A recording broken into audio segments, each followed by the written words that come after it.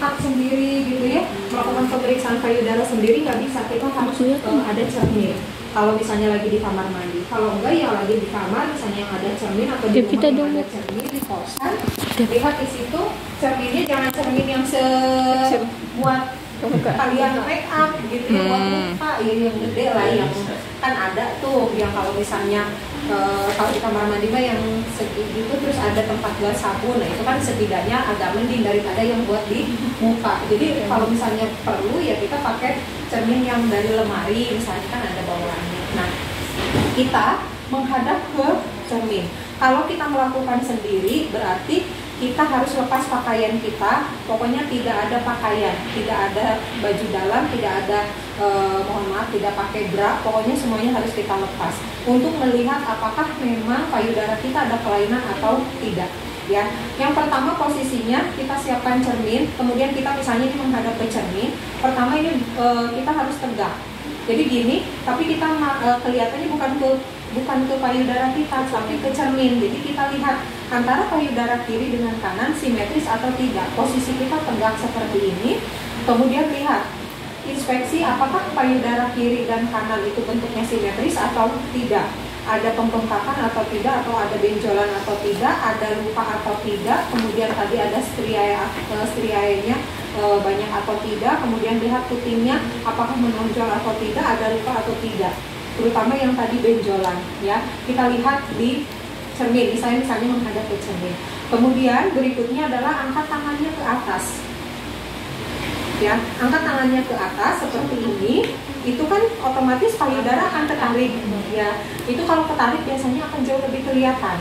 Jadi kalau ketarik seperti ini kita lihat juga payudara kanan dan kiri ini bentuknya masih simetris atau tidak ya di cermin. Ya, kemudian lihat payudara kanan dan kiri itu bentuknya simetris atau tidak, kemudian ada benjolan atau tidak. Kalau misalnya kelihatannya agak berbeda nih sedikit di area bawah, misalnya di area sini misalnya agak berbeda dengan yang di satunya.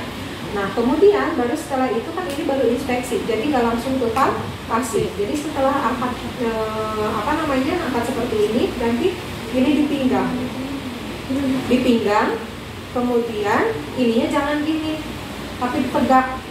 Jadi dibusungkan ya, jadi posisinya diginikan. Itu juga kita lihat di cermin apakah bentuk payudara kita simetris atau tidak, ada pembengkakan atau tidak. Kalau misalnya ada, kira-kira di payudara sebelah mana dan lokasinya di bagian mana gitu ya, atas, kanan, bawah, atau payudara kiri, di kanan, di bawah, atau di tengah gitu ya, atau di mana. Kita lihat seperti ini, kita lihat semua, kita sekeliling payudara kita lihat. Kemudian baru setelah itu, setelah kita busungkan, kita ganti ke depan. Jadi ininya ganti, kalau tadi mah kita begini gitu ya, tegak, kemudian kita tarik ke belakang, sekarang kita bungkukan seperti ini. Itu kalau tadi untuk melihat area sini, ini biasanya kan kalau kita tarik begini, ini akan ketarik juga ke belakang, itu akan kelihatan di sini apakah ada benjolan atau tidak. Ketika kita turunkan begini, ini kan payudaranya jadi agak jatuh. Nah, kita juga lihat di situ bentuknya ya, antara kanan dengan kiri simetris atau tidak, kemudian ada pembengkakan atau tidak, atau ada benjolan atau tidak. Kalau ada, tadi benjolannya di sebelah mana dan kira-kira sebesar apa. Ini seperti ini. Jadi pertama gini, kemudian angkat, kemudian di samping dibusungkan, kemudian ditekuk begini. Ya, kita lihat, amati, inspeksi payudara kita dari bentuk, kemudian si kesimetrisan. Kalau misalnya ada benjolan, itu benjolannya kira-kira di bagian mana, ada di payudara sebelah mana, kanan kiri, kemudian benjolannya kira-kira sebesar apa. Nah, baru setelah itu kita ke palpasi. Palpasi, kita harus palpasi dua-duanya, payudara kanan dan payudara kiri kita palpasi. Caranya yang pertama adalah sirkuler. Jadi dari atas ini ya, jadi dari sini ini ke sini kita palpasi seperti ini. Jadi kita tekan begini, kita rasakan apakah ada benjolan atau tidak. Kalau misalnya ada benjolan, ada nyeri tekan atau tidak.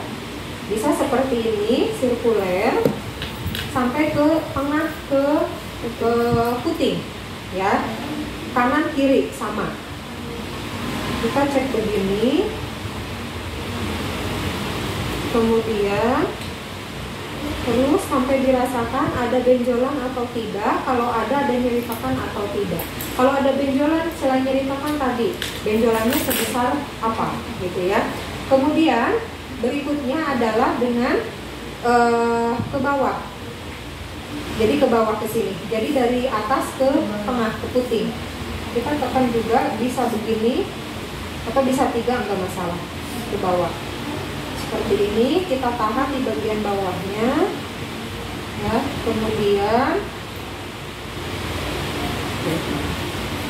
nah, ini gini ya. Ini tahan.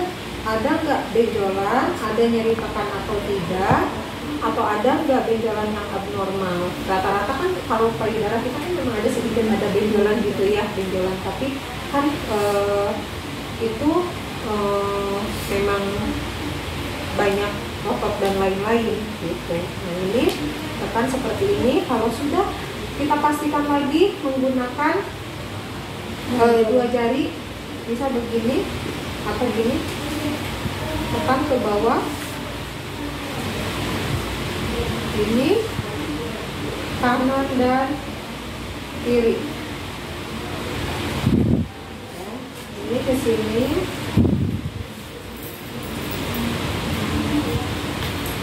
Untuk memastikan, oh iya ini benjolannya nggak pergi nih, tetap di situ. Misalnya ya, ada di payudara kanan, terus benjolannya ada sekitar kecil, misalnya sebiji jagung misalnya. Terus kalau misalnya ada benjolan, kita tanya, ibu sakit enggak atau mbak sakit enggak kalau saya tekan ini, gitu ya. Diputar, ya. Kalau sudah, baru setelah itu kita cek apakah ada keluar cairan atau tidak dari puting kita, ya. Caranya gini, diurut ke depan. Jadi satu tangan di atas, satu tangan di bawah, diurutkan ke tengah, ke puting. Nanti keluar nggak dari puting itu cairan, ya. Akan keluar kalau bu, saya keluar cairannya pasien saya, ternyata pas dicek dia ibu menyusui. Pasti akan keluar kan, keluar cairannya warna putih. Ditanya enggak, barangkali kita ibu yang sedang menyusui itu enggak bu, saya lupa misalnya. Nah, itu harus kita pastikan kalau memang keluar cairan, ya barangkali ibu harus kalau nggak menyusui.